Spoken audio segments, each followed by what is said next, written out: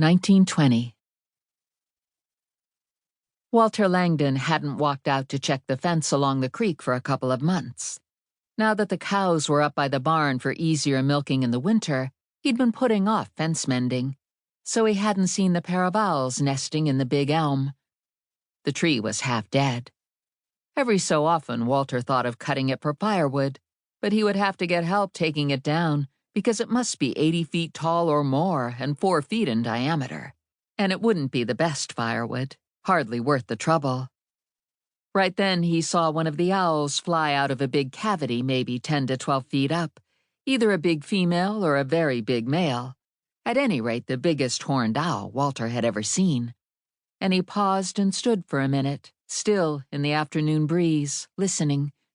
But there was nothing. He saw why in a moment.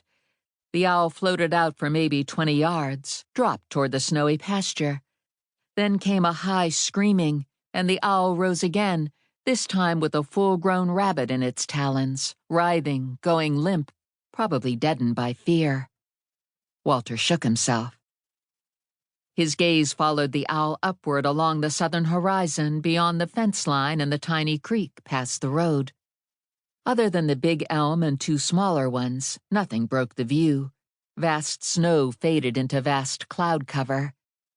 He could just see the weather vane and the tip of the cupola on Harold Gruber's barn, more than half a mile to the south. The enormous owl gave the whole scene focus and woke him up. A rabbit, even a screaming rabbit? That was one less rabbit after his oat plants this spring. The world was full of rabbits, not so full of owls, especially owls like this one, huge and silent. After a minute or two, the owl wheeled around and headed back to the tree. Although it wasn't yet dusk, the light was not very strong, so Walter couldn't be sure he saw the feathery horns of another owl peeking out of the cavity in the trunk of the elm, but maybe he did. He would think that he did. He had forgotten why he came out here. 25 he was, 25 tomorrow. Some years the snow had melted for his birthday, but not this year, and so it had been a long winter full of cows. For the last 2 years he'd had 5 milkers, but this year he was up to 10. He hadn't understood how much extra work that would be even with Ragnar to help, and Ragnar didn't have any affinity for cows.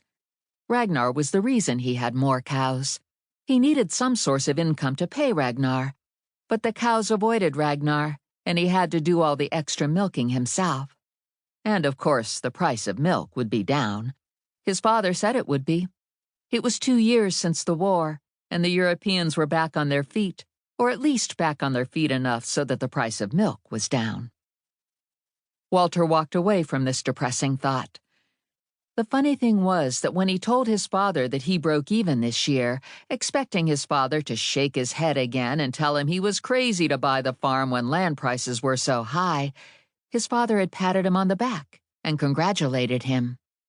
Did breaking even include paying interest on the debt? Walter nodded. "Good year, then," said his father. His father had 320 acres, all paid for, a 4-bedroom house, a big barn with hay stacked to the roof, and Walter could have gone on living there even with Rosanna, even with the baby, especially now with Howard taken by the influenza and the house so empty. But his father would have walked into his room day and night without knocking, bursting with another thing that Walter had to know or do or remember or finish. His father was strict and liked things just so. He even oversaw Walter's mother's cooking, and always had. Rosanna hadn't complained about living with his parents. It was all Walter wanting his own place, all Walter looking at the little farmhouse. You could practically see through the walls, they were so thin. All Walter walking the fields and thinking that bottom land made up for the house, and the fields were rectangular, no difficult plowing or strange wasted angles.